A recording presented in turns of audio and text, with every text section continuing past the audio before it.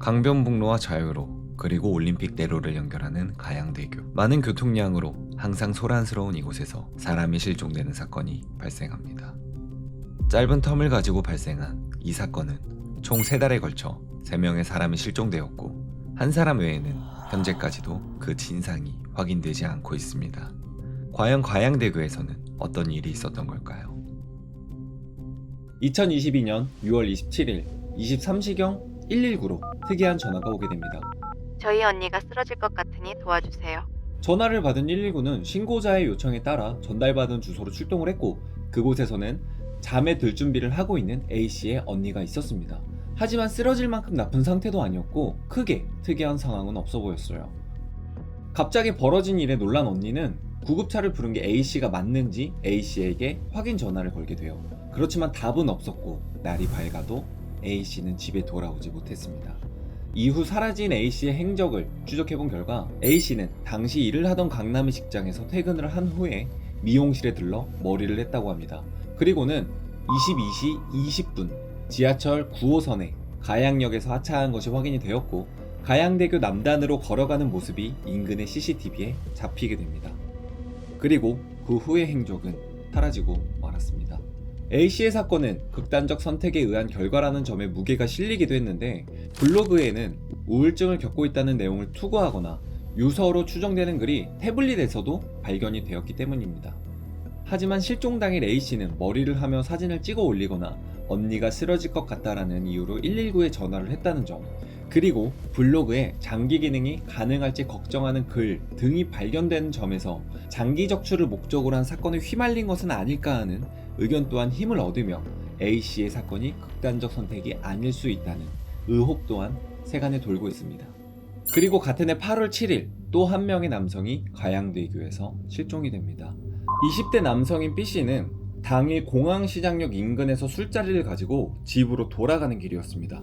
8월 7일 새벽 2시 15분에는 가양역 4번 출구에 나오는 것이 CCTV에 촬영이 되었고 2시 30분까지 B씨의 여자친구와 통화를 하며 가양대교 남단 쪽으로 걸어갔죠. 하지만 배터리가 다 된 것인지 이 통화를 마지막으로 B씨의 흔적은 찾아볼 수는 없었습니다.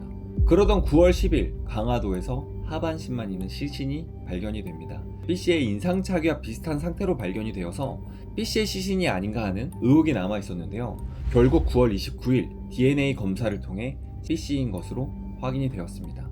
이를 두고 B씨의 가족은 한 프로그램에 나와서 20대 건장한 남성이라는 이유로 경찰이 초동 수사를 제대로 하지 않았다, 그렇게 주장을 했습니다. 실제로 한 언론의 인터뷰에서 경찰 관계자의 말에 따르면 성인 실종자의 경우 범죄 상황에 대한 목격 진술이 있거나 극단적 선택을 암시하는 메시지가 있어야 위치 추적 등 통신 자료와 금융거래 내역을 볼 수 있다, 또는 영장을 신청해야 하기 때문에 시간이 걸릴 수밖에 없다며 성인 실종에 관한 법의 부족한 점을 이야기하기도 하였습니다. 이런 제도의 허점은 B씨의 실종으로 보여진 것은 아닐까 하는 생각을 해보았습니다. 마지막 세 번째 실종자는 30대 여성인 C씨로 B씨가 실종된 바로 다음 날인 8월 8일 가양대교 교량위에서 실종되었습니다. 안타깝게도 C씨의 목격 정보는 크게 남아있지는 않았어요. 알려진 정보에 따르면 가양역 2번 출구로 나와 3번 출구 쪽으로 이동했다는 것과 C씨로 생각되는 인물이 가양대교를 걸어간 것을 본 사람이 있다면 제보를 받고 있다는 그것이 전부였죠. 가양대교에서 일어난 연쇄 실종, 짧은 텀을 두고 일어난 이 실종들은 가양대교로 도보로 이동한 사람들에게 일어났다는 점과 납치 혹은 사고, 나아가 극단적 선택까지 수많은 의문이 제시되고 있다는 공통점이 있습니다. 하지만 수많은 가능성들을 자료와 조건만으로 보았을 때 의문이 드는 부분은 정말 많았어요. 보는 눈과 교통량이 많은 곳에서 어떻게 눈에 띄지 않고 사람을 납치할 수 있었는지, 난간이나 현장에 흔적도 없이 사고가 날 수 있는지, 다리를 걸어 다니는 사람들은 얼마나 되는지, 제시된 의문과 현장의 상황을 비교해 볼 필요가 있다고 생각을 했습니다. 그래서 저는 많은 의문들을 확인해보고 가양대교란 어떤 곳인지 알아보기 위해 현장으로 향했습니다.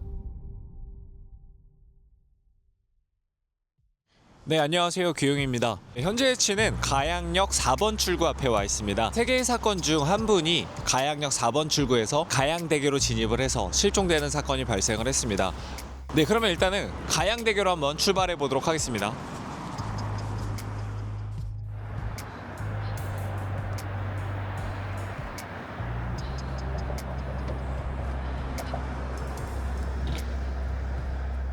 우선 지나다니던 차량이 상당히 많았어요. 그리고 차로와 인도의 거리가 굉장히 가까웠습니다. 그래서 불안감도 상당히 컸고요. 차량이 많아서 정체가 생기거나 횡단보도 때문에 신호에 걸리면 멈춰있는 시간도 생기기 때문에 나쁜 마음을 먹었다면 납치를 하기에는 충분한 시간이다, 그렇게 생각이 들었습니다. 그리고 사고를 이야기하기에는 조금 애매했던 게 차로와 인도를 나누는 벽에 부딪히거나 부수지 않으면 사망으로 이어지는 사고의 가능성은 없어 보였습니다.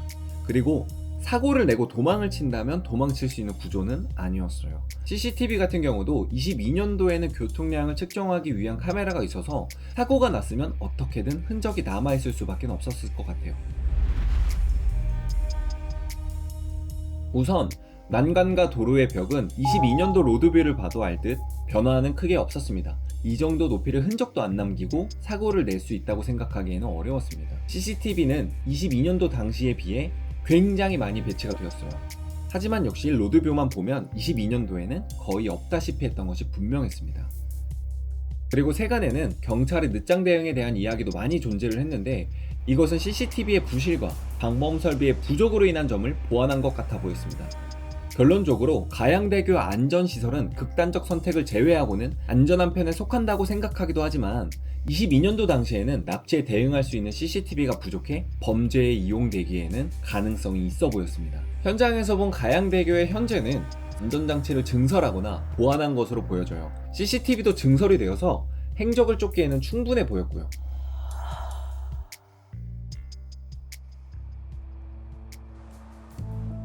네, 이렇게 제가 가양대교를 건너갔다 와봤어요. 근데 납치다 라는 이야기를 중점적으로 봤을 때는 크게 신빙성이 있진 않아 보였어요.